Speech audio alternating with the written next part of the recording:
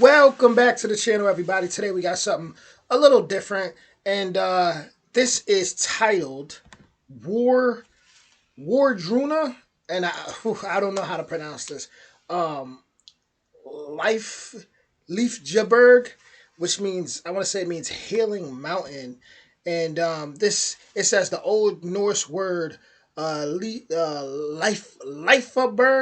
means healing mountain, and is known from Norse mythology and the Attic poem, which I'm not sure how to pronounce that, as a place of comfort and cure for the sick and sore who managed to climb the mountain and bear offerings at the shrines there.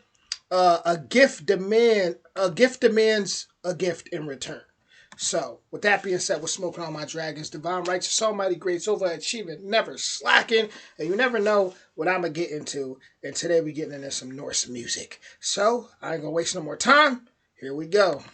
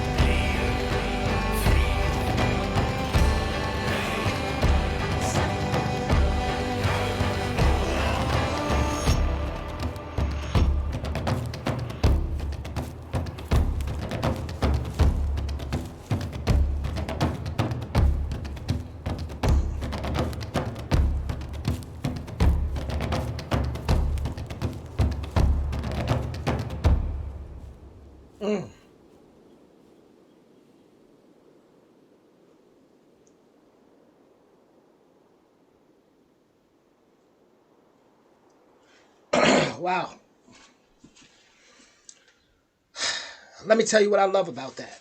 Um, First off, I love any culture that's based around uh, practices where you see them truly connect with like nature and the environment. And this was a step by step study guide on how to give an offering to this healing mountain. That knowledge comes from what we would call, let's say, esoteric knowledge. When they know about these different realms, and it's just certain wisdom that ancient tribes and ancient peoples had that nowadays would be looked at as so taboo.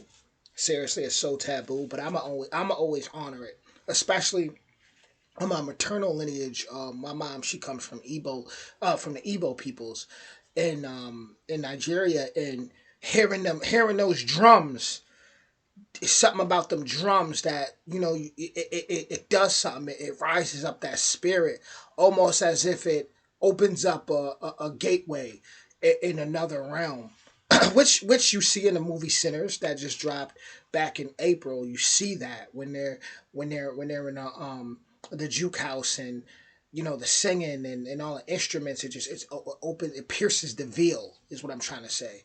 Uh, and it's certain wisdom that you could tell that the Norse had, where it's like, okay, that mountain, give this offering to this mountain. This is how you like. They just had a certain wisdom, and I respect it and I honor it. What I do like about the Norse people too, that of today that I see that are still into that Norse pagan culture, is I seen somebody on TikTok who was deep into it. Like he really appreciated the practice, and he was what you'd call a so-called black person, right?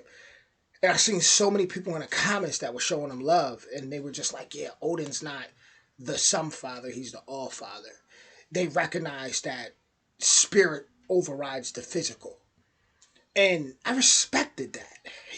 I respected that a lot, uh, because there is three types of people. You got the masses, which is people who are kind of just on robot mode. Then you got the intellects. You got the people who, very intelligent, more left brain, brain surgeons, things like that.